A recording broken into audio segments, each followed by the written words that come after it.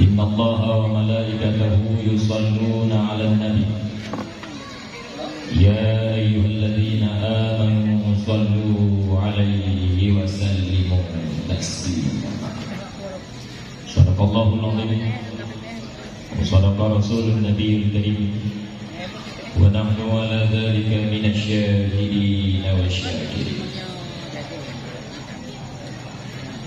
Pertama sekali marilah sama-sama kita bina puja kepada Allah Jalla Jalaluhu. Laut dan salir kita doa kepada Allah Subhanahu wa taala agar disampaikan dan dicurahkan kepada segenap para rasul, para nabi, wabil khusus kepada nabi kita Sayyidina Muhammadin sallallahu alaihi wasallam, kepada segenap keluarga Nabi dan kepada seluruh para sahabat beliau sekalian. Rahmat dan keampunan yang doa Allah Subhanahu wa taala agar disampaikan dan dicurahkan kepada seluruh para alim ulama dan guru-guru kita yang baik ulama yang masih hidup maupun ulama yang sudah dahulu kembali kepada Allah Jalla Jalaluhu. Ta'zim dan hormat Tuhan. Pertama sekali kepada Ayahanda Guru yang bersama yang mulia Abi Imumsi Masjid yang kita muliakan. Ta'zim dan hormat Tuhan kepada seluruh para alim ulama dan guru-guru Tuhan yang hadir pada malam yang berbahagia ini. Ta'zim dan hormat Tuhan kepada seluruh pimpinan balai pengajian, pimpinan dayah pondok pesantren yang berdomisili di wilayah Kampung Gedayo maupun yang berada di sekitarnya. Ta'zim dan hormat Tuhan kepada seluruh panitia Badan Kesejahteraan Masjid.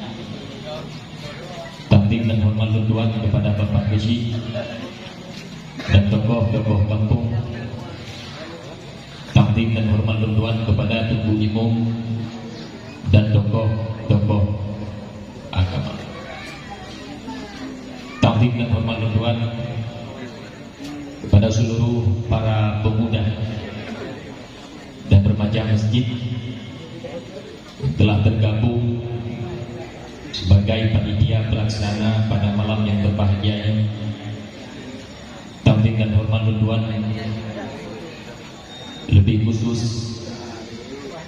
kepada seluruh masyarakat yang telah hadir pada malam yang berbahagia ini, baik dari kalangan kaum bapak-bapak maupun dari kalangan kaum ibu-ibu.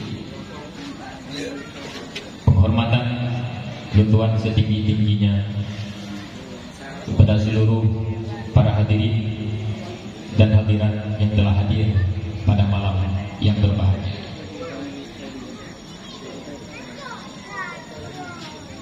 Beberapa waktu yang lalu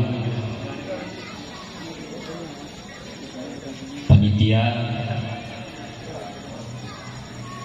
menghubungi Tuhan untuk lakewate memberikan tausiah pada malamnya.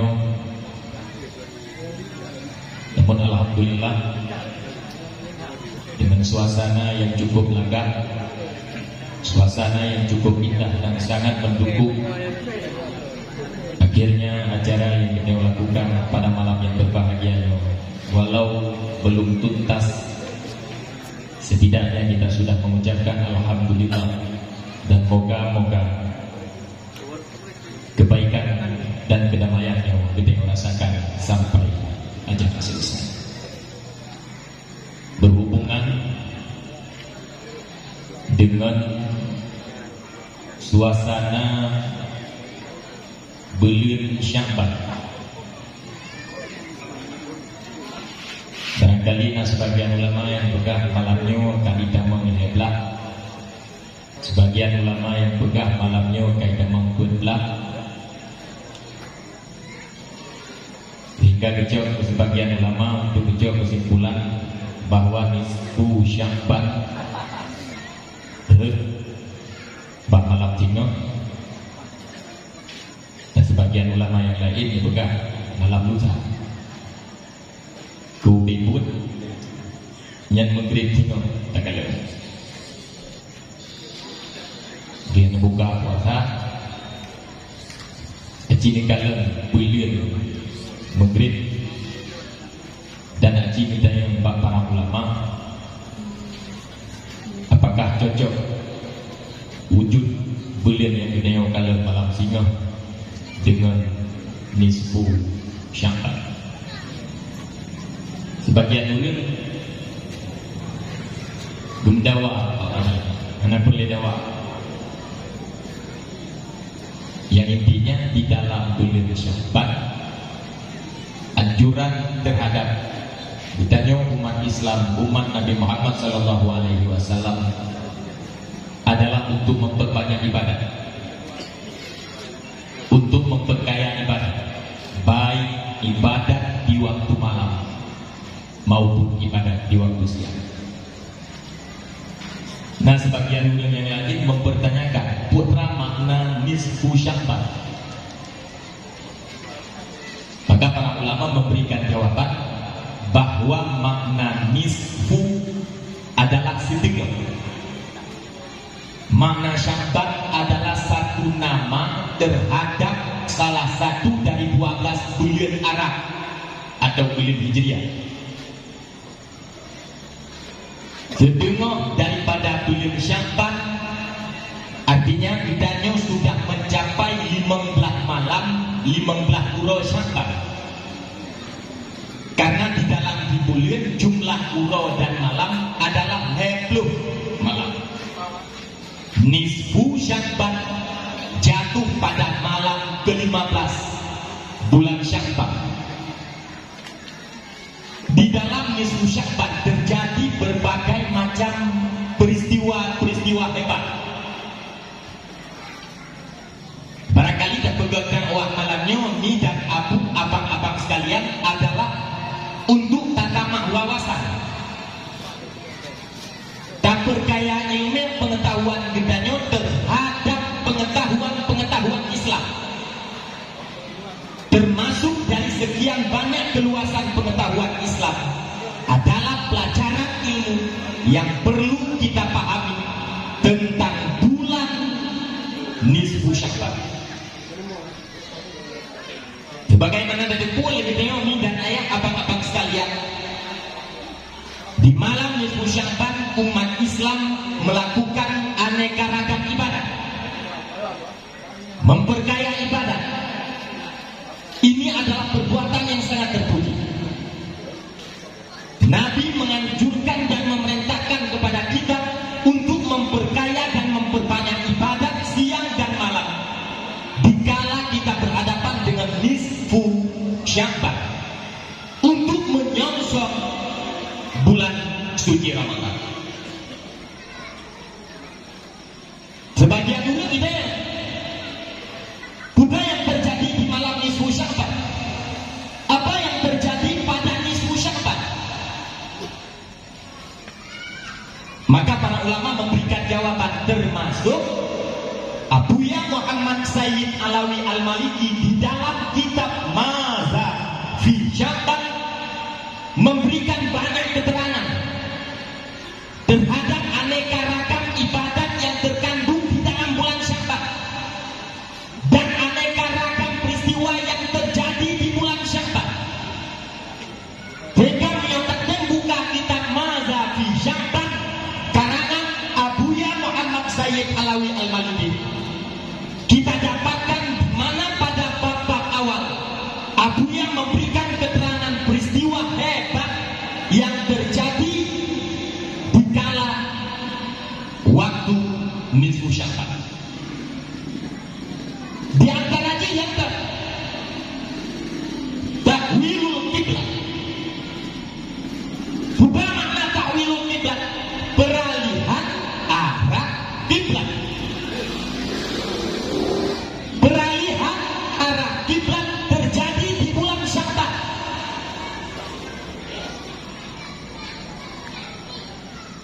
Gimana maksud peralihan arah kiblat?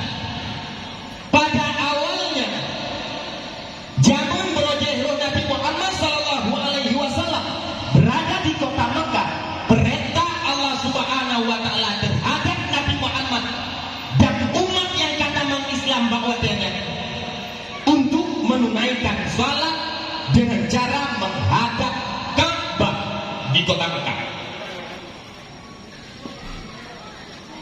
Awal-awal dakwah Islam di kota Mekah, posisi Nabi Muhammad dan pengikutnya, perintah Allah Subhanahu wa taala terhadap Nabi Muhammad adalah untuk menghadap Ka'bah Baitullah di kota Mekah dengan kiblat. Dudau wate Nabi Muhammad hijrah bersama para sahabat ke kota Madinah, disambut gembira oleh para penduduk Madinah. Pada waktu itu Nabi Muhammad berhadapan dengan orang-orang yang mau beriman dengan Nabi, dan Rasulullah berhadapan dengan kaum Yahudi yang ada di kota Madinah. Yang kelima juga sejarah. Pada Nabi Muhammad hijrah ke Madinah, wadahnya namun yang teriman ke Nabi Muhammad, nah sebagian ulang yang lain di kalangan Yahudi naik teriman ke Nabi Muhammad.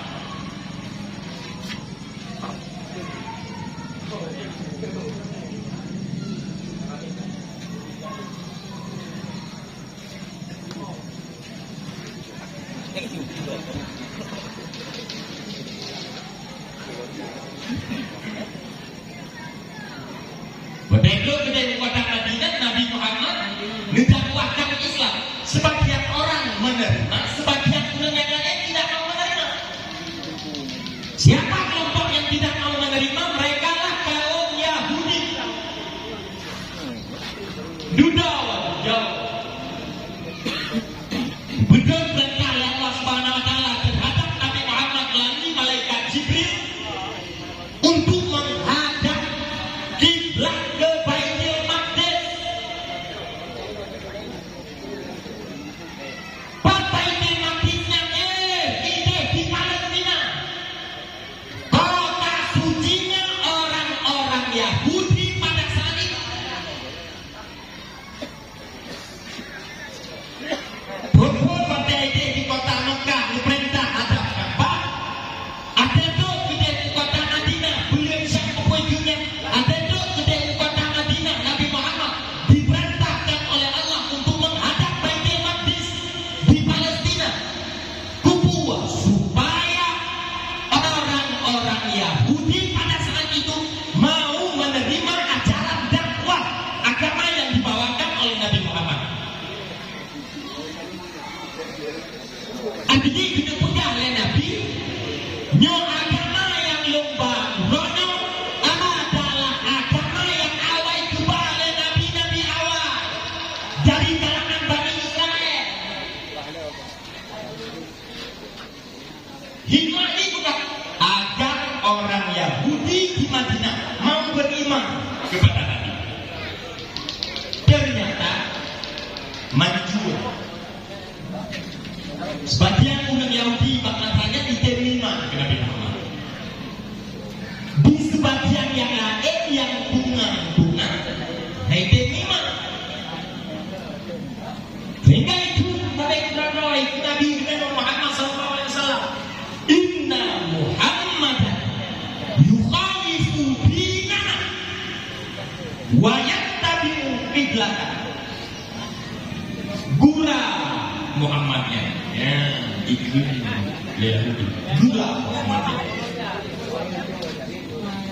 Hidupnya beda dengan agama kita yang Yahudi, tapi ikut kiblat kita yang Yahudi.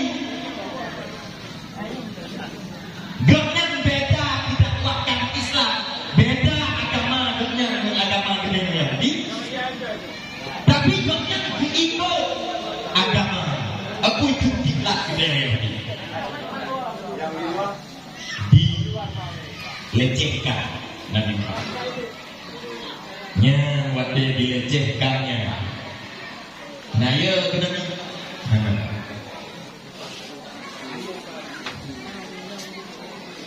yang dia gila Nabi bukan karena watenya urang kota Mekah yang sajak Nabi ka beriman karena kiblat gede Ka'bah.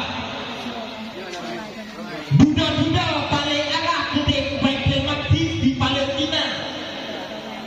Sebagian urang kota Mekah murtad dubiat dari agama Islam karena dianggap Nabi Muhammadnya aneh, kajupakan arah kiblat yang lain. Yang watenya Nabi merasa risau karena pengikut yang murtad. Duda menulakan izin Mbak Jibril untuk nyatanya Mbak Allah Subhanahu Wa Taala puek jelas tak pualam arah kiblat gede kota Mekah ke Ka'bah Baitullah. Lihat kejar Jibril sampai beritanya kepada Allah. Duda disetujui oleh Allah Subhanahu Wa Taala. Negeri Allah Subhanahu Wa Taala di dalam Al-Quran. Fawali wajhaka syatral masjidil haram. Hadaplah hai Muhammad tubuh engkau ke arah Masjidil Haram. Bukan makna arah Masjidil Haram itulah Ka'bah Baitullah. Yang wadah nyebutkan ayat yang perintah untuk balik arah lo. Bahkan semula wadah mayang untuk ikut ke Ka'bah Baitullah itu peristiwa terjadi di bulan Syawal. Kemudian Abu Yamal ini juga peristiwa yang lain yang terjadi di bulan Syawal adalah beda amal-amal yang kita lakukan selama hidup kuno. Dengan buku catatan amal awal digantung dengan buku catatan amal baru. Mulai yang modern nisfu Sya'ban Allah Subhanahu Wa Taala digantung buku catatan amal baru tahunan terhadap umat Islam, umat Nabi Muhammad. Mana kau tak dengar lagi tayo? Malam nisfu Sya'bannya adalah malam berat. Bahasanya tak boleh tayo malam berat. Miolang bahasa duduk malam bara'ah. Bukan arti bara'ah terlepas daripada zambi, terlepas daripada azab, bahkan terlepas daripada azab dan terlepas daripada dosa. Sebab umat Nabi Muhammad diampuni dosanya oleh Allah Subhanahu Wa Taala. Diampun dosa. Hingga pada keterangan hadis yang dipegang bahwa malam nisfu Sya'ban Allah Subhanahu Wa Taala membuka ruang peluang untuk pengampunan dosa terhadap umat Nabi Muhammad. Kecuali padim-padim dosa yang memang hanya dibuka peluang pengampunannya. Bila seandainya kelompok-kelompok tersebut hanya gede ikut tawaf. Hingga di dalam kitab Husnul Bayan fi lailati nisfi Sya'ban Imam Abdullah bin Ahmad As-Siddiqi Al-Humad memberikan keterangan beberapa kelompok umat manusia dari kalangan umat Muhammad yang tidak diampunkan dosanya pada malam nisfi Sya'ban bila seandainya mereka tidak mau bertobat. Di antara kita lupa urang musyrik. Urang musyrik atau urang yang murtad. Baik musyrik dengan ucapan, dengan pengakuan ade, atau musyrik dengan perbuatan. Nyamuknya anak itu taubat, anak itu diampuna, ini anak taubat.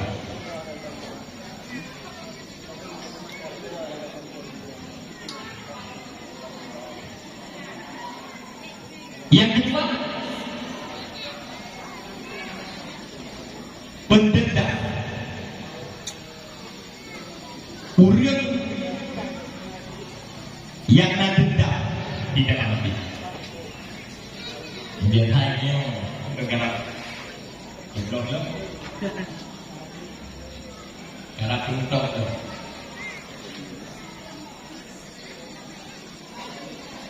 Biasanya gede yang puntok,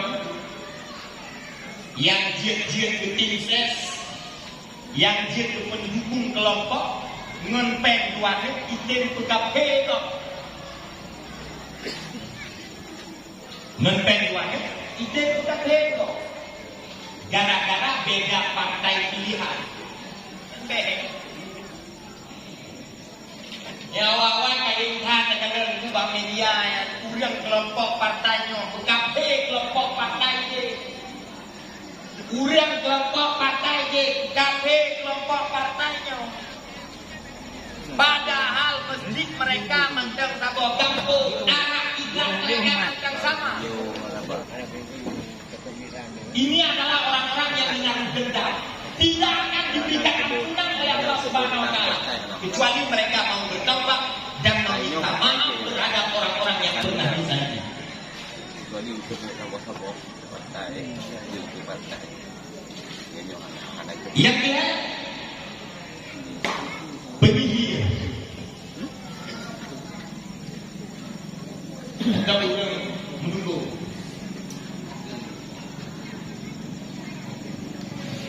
Penyihir dan urang yang mendukung tidak akan diberikan ampunan oleh Allah Subhanahu wa Ta'ala pada malam nisfi Sya'ban kecuali mereka mau membuang ilmu sihirnya dan kembali bertaubat kepada Allah.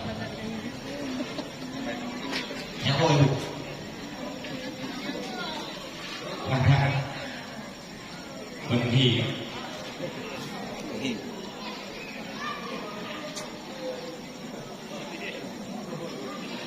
Yang dalam urang yang ada diterima taubat oleh Allah, urang durhaka, kita yang menandang,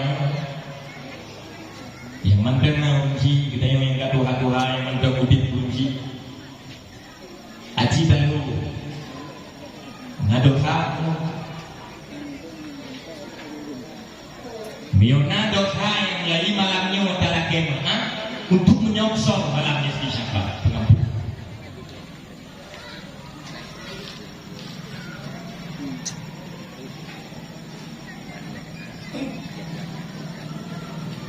Bahkan durhaka gara-gara ini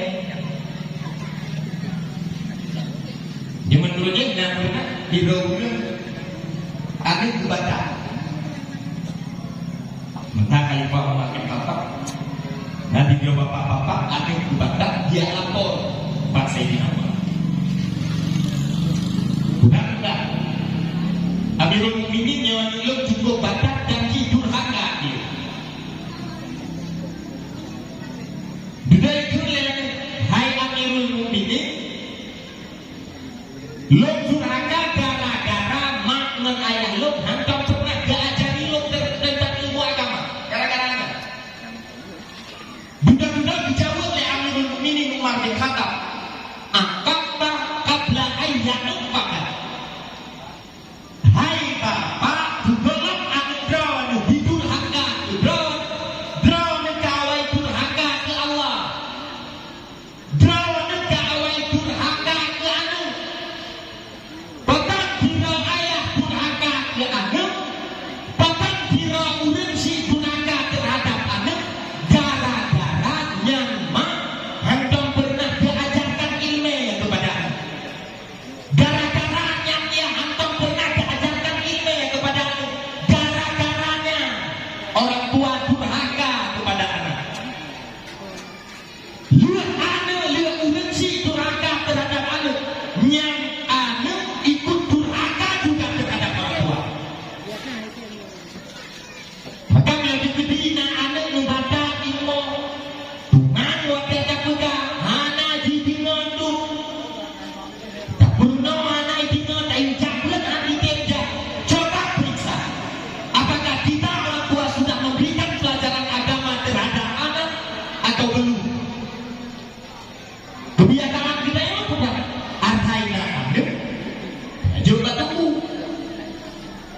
Katanya ada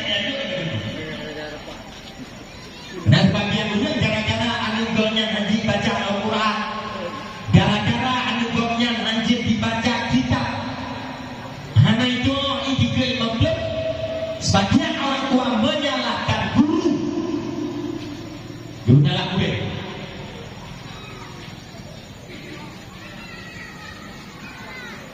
Ini orang nyalak gue.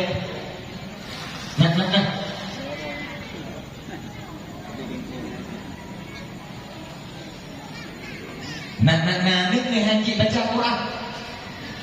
Nah. Dia boleh.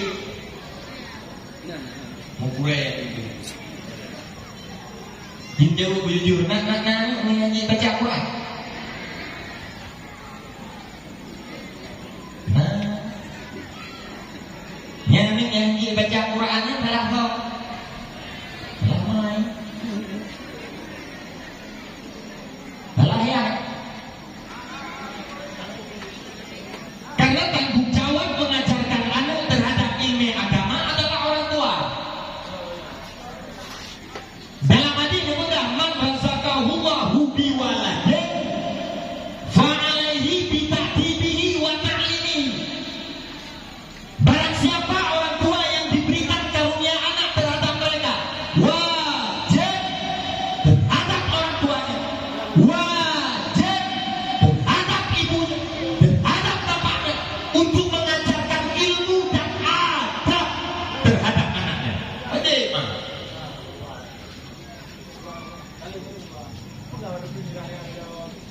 Bro, memang yang wajib berenang anu agar anaknya tidak durhaka mereka terhadap anda.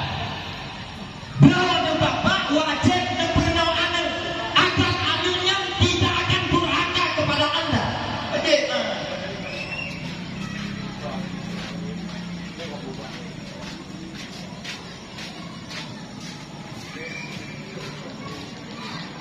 Mana tu? Kupu di kupu lampu, kupu di kupu jadi musik masjid, kupu di kurai kupu jam daya. Pasti deh. Miulu ni kabian kuda kuda. Yang ada ni yang buat kupu mulai kok dua sampai kok kuda. Ada draw nama yang buat malam dari kok 8 sampai kok kuda. Golong lah tanggung jawab tu. Nak tengok mak. Hidup malam 20 jam, 2 jam dijak buat urang, 2 jam dijak buat malam. Mantap nak kita 20 jam ni, nyak 20 jam anu bro, tajam bro. Bila anak-anak di dalam kampung kita tidak mampu membaca Al-Quran, gara-gara mai hanya gubernur Al-Quran. Bila anak-anak muda di dalam kampung kita hanjit dibaca Iqra, hanjit dieja juz amma, dan hanya itu baca Al-Quran, gara-gara ya hanya gubernur Al-Quran kan. Gara-gara maknya.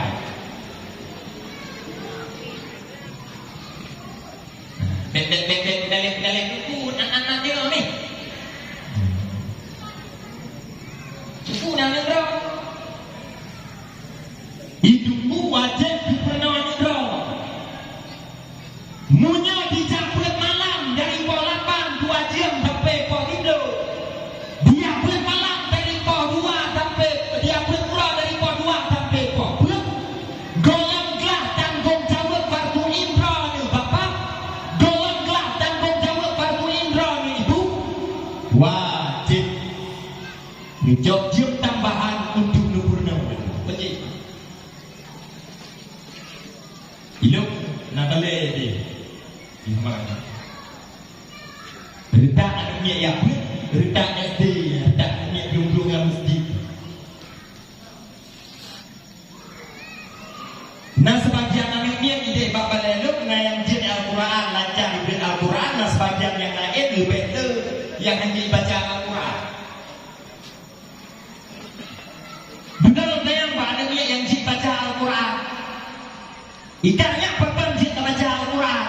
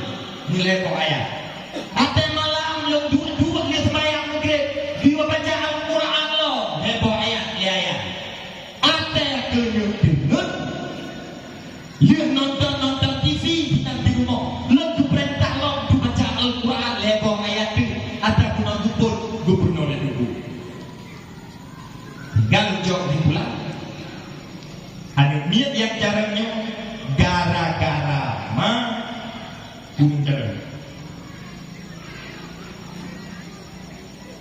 Juga lu tembak ini yang dia baca Al-Quran. Hikayat nak kamu ulang-ulang Al-Quran ni mo. Ijawab mana? Tapi ya teh. Biar tanahnya dia nak main. Lam yo lam teh dijual.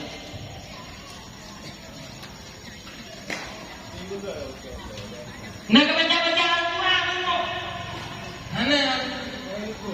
Hana di boleh mak. Hana maka dia dua-dua yang banyak bayar.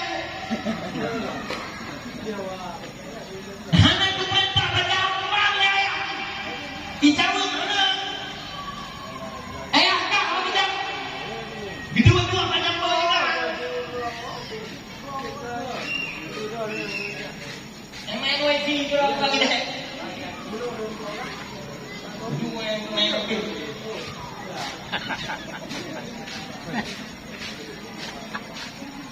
Ya ni. Ya boleh. Hingga untuk kesimpulan anunya yang hanjit baca Al-Quran gara-gara maknya. Mana benar Al-Quran? Padahal konteks kali pernah Nabi. Udah yang nak ambil yang lebih ambil ya Allah Subhanahu Wa Taala. Wajib ambilnya tak pernah berdoa. Wajib tak pernah ada berdoa. Wajib tak ajarkan ilmu farduin. Tidak ada urut yang mana tempatmu. Ilmu mana yang tumbuh pernah nunggu kesabaran lo mana mau bakal tiga. Yang wajib dijabut bak gue. Drone bapak wajib dia buat bak gue. Drone kaum ibu wajib dijabut bak hidro gue. Untuk ngeserap ilmu yang diberi oleh gurenya. Kemudian dicatat ke buah rumah. Kepernawakan. Okey, Pak. Nak tengok ni. Drone yang anjing ilmu untuk dipernawakan hana bahan, hana materi. Wajib dubian pak hidro gureng yang lompat dan mengenal ilmu pak gurengnya. Catat kemudian ilmu yang kagak pegang. Dijawab ilmu yang berkuah, bersulit. Lagi ibarat hidro bapak. Hana berat di rumah. Hana pen lantai pakai. Dubian dia keluar gemita kerja, gemita pen. Gijak penang gebelau ber. Gijak beranang gebuah rumah. Gebuka kalau ber. Gebuka umpam ber. Getaguan. Ya getaguan gejak bersulit. Kan. Laginya. Dia nak buat. Yang nak buat pomio bagi berita. Uang ramai orang buat. Tapi untuk ilmu agama tidak ada orang yang mau mengatakan. Oleh kerana udah kalau jaga tak kurang. Tapi ingatan lu mana mau? Mana lu buat tak kurang?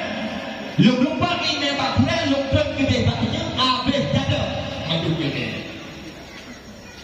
Ya kau kerja rumah hana lu tupu pegak kan? Hana lu tupu purno kan? Habis bahan lu. Yang wajib minta hidro urut yang cara Al-Quran kemudian dibuka untuk membaca untuk yang purno Al-Quran kan? Macam itu. Nanti kami Kerana hanjib Al-Quran, hanjib ini patuhi.